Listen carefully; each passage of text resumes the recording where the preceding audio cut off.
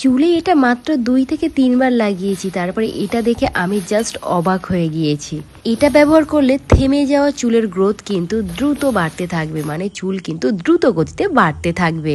সাথে চুলের মধ্যে যে অয়েলি ভাব, ড্যান্ড্রফের ভাব বা রুক্ষ সূক্ষ্ম ভাব, সেগুলো কিন্তু একদম গোড়া থেকেই নির্মূল করে দেবে। সাথে সিল্কি, শাইনি এবং স্মুথ তৈরি করে দেবে। এটা কিন্তু খুব সহজেই তোমরা ঘরে বসেই করে নিতে পারবে। যাদের চুল ভীষণভাবে ড্যামেজ হয়ে গেছে, চুল ভীষণ পড়ছে, আর সামনেই আসছে বর্ষা, আর বর্ষাতে কিন্তু আমাদের ভীষণভাবে হেয়ার ফল হয় আর হেয়ার একদম বাড়তে চায় না, তাদেরকে বলবো আজকেই হোম রেমেডিটি অবশ্যই একবার ট্রাই করো। এখানে লাগবে কিন্তু আমাদের মেথি। হ্যাঁ বন্ধুরা, মেথি কিন্তু আমাদের কিচেনে সব সময় অ্যাভেলেবেল থাকে। আর মেথি চুলের জন্য অত্যন্ত উপকারী। এতে প্রচুর পরিমাণে প্রোটিন, ভিটামিন, আয়রন ও লেথিন থাকে, যা চুলের গোড়া মজবুত করে। এর সাথে সাথে কিন্তু নতুন চুল গজাতে সাহায্য করে। মেথিতে চুল পড়া রোধ করে। এটি হেয়ার ফলিকলকে পুষ্টি যোগায়, চুলের ফলে চুল পড়া কমে যায়। দেখতে পাচ্ছ এখানে আমি মেথি নিয়েছিলাম 2 টিস্পুন পরিমাণে। তারপর এর মধ্যে দিয়ে দেবো একটা বড় সাইজের পেঁয়াজ। এই পেঁয়াজের রসে কিন্তু প্রচুর পরিমাণে সালফার থাকে, যা চুলের প্রধান উপাদান। ক্যারোটিন তৈরি করতে সাহায্য করে, চুলের ভেঙে যাওয়া রোধ করে। আর এটা কিন্তু তোমরা নতুন চুল গজাতে অনেকটাই কিন্তু সাহায্য করে। আর নতুন চুল গজানোর সাথে সাথে যাদের টাক পোকা আছে, সেই টাক পোকাও কিন্তু সমাধান করে দেবে। সালফার মাথার ত্বকের রক্ত সঞ্চালন বাড়ায়, যা তোমার হেয়ারের ফলিকলগুলোকে সচল রাখে, নতুন চুল গজাতে সাহায্য করে। একটা পেঁয়াজকে এভাবে তোমরা টুকরো টুকরো করে কেটে নেবে। চুল পাকা রোধ করতেও কিন্তু পেঁয়াজের জুড়ি মেলা ভার। পেঁয়াজে থাকা অ্যান্টিঅক্সিডেন্ট মাথার ত্বকের হাইড্রেশন, পারক্রাইডের মাত্রা কমিয়ে চুল অকালে পেকে যাওয়াটাকে কিন্তু রোধ করে। খুশকির সংক্রমণ খুব টেনশন করছো? এর অ্যান্টি ব্যাকটেরিয়াস এবং অ্যান্টি ফাঙ্গাস উপাদান মাথার ত্বকের যে কোনো ইনফেকশন এবং খুশকি খুব দ্রুত কিন্তু তোমাদের দূর করে দেবে। আর এটি প্রাকৃতিক কন্ডিশনার হিসাবে কিন্তু কাজ করে, চুলকে সিল্কি ও উজ্জ্বল করতে সাহায্য করে। দেখো এখানে এবার আমরা নেব কারি পাতা। হ্যাঁ বন্ধুরা, এখানে কারি পাতা নিতে হবে।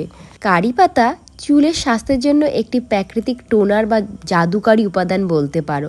কারি পাতার প্রধান উপাদান অকালে চুল পাকাটাকে রোধ করে। কারি পাতার সবচেয়ে বড় গুণ হলো এটি চুলের প্রাকৃতিক রঞ্জক বা মেলানিন ধরে রাখতে সাহায্য করে, ফলে চুল সহজেই কিন্তু পেকে যায় না। চুল পড়া কমানো, নতুন চুল গজানোতে এতে থাকা বিটা ক্যারোটিন ও অ্যামিনো অ্যাসিড চুলের ফলিকল ভেতর থেকে শক্তিশালী করে তোলে, যা পাতলা হয়ে যাওয়া ও ঝরে যাওয়া পড়া চুলটাকে কিন্তু রোধ করে।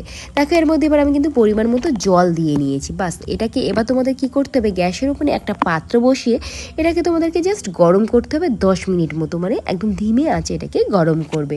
দেখো যাদের মাথায় ভীষণভাবে খুশকির সংক্রমণ হয়েছে, খুশকির কারণে কিন্তু আমাদের ভীষণভাবে হেয়ার ফল হয়, নতুন চুল একদমই বাড়ে না, তার সাথে কিন্তু আমাদের মাথার স্ক্যাল ভীষণভাবে চুলকাতে শুরু করে। এই যে এখানে আমি যে উপাদানগুলো এখানে ইউজ করেছি, যেমন এখানে মেথি, পেঁয়াজ, কারি পাতা, এই যে কারি পাতা এর অ্যান্টি ফাঙ্গাস এবং অ্যান্টি ব্যাকটেরিয়াস উপাদান মাথার ত্বকের ডেড সেল সেটাকে দূর করে এবং খুশকিটাকে হওয়া কমায়। এখানে প্রত্যেকটা উপাদান কিন্তু আমাদের চুলের জন্য ভালো। যাদের ভীষণভাবে চুল পড়ছে এবং টেনশন করছো কিভাবে ইউজ করব, তোমাদেরকে আমি বলি এটা একদম ফুল ভিডিওটা দেখতে থাকো, কিভাবে ইউজ করছি, কিভাবে বানাচ্ছি, টোটালটাই দেখতে পাবে। আর তোমরা নিজেরাও ব্যবহার করো, খুবই উপকার পাবে। এখানে দেখো প্রায় আমি 10 মিনিট এভাবে ফুটিয়েছি।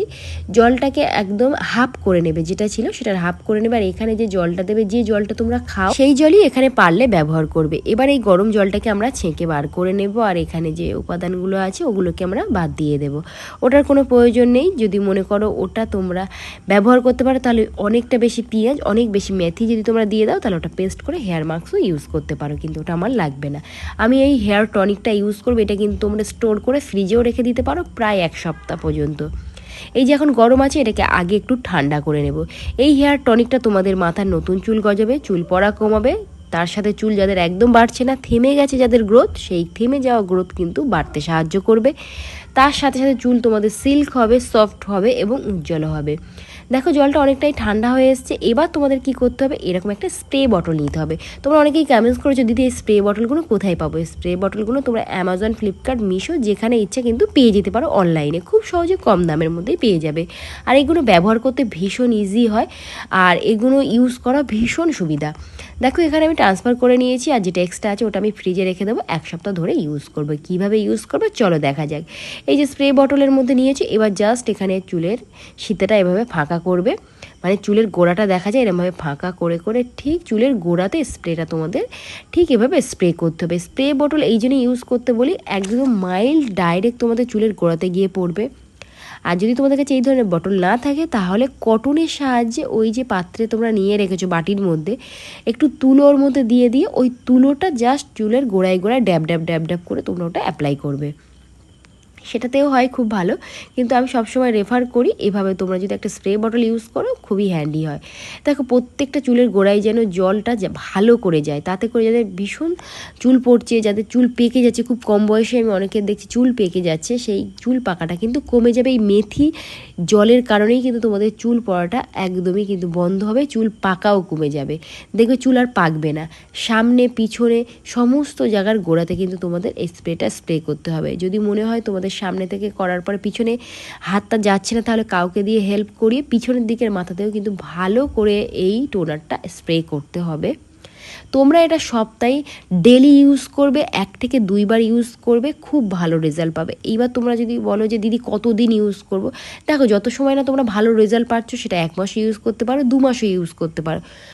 দেখো এটা কিন্তু এভাবে এবার তোমাদের হালকা হাতে মাসাজ করতে হবে, ঠিক চুলের গোড়াতে মাসাজ করতে হবে। তোমরা যদি মনে করো চুলের গোড়াতে আমাদের হালকা হয়ে গেছে, মানে কম হয়ে গেছে, তাহলে এখানে আরও একবার তোমরা এভাবে স্প্রে করে নিতে পারো।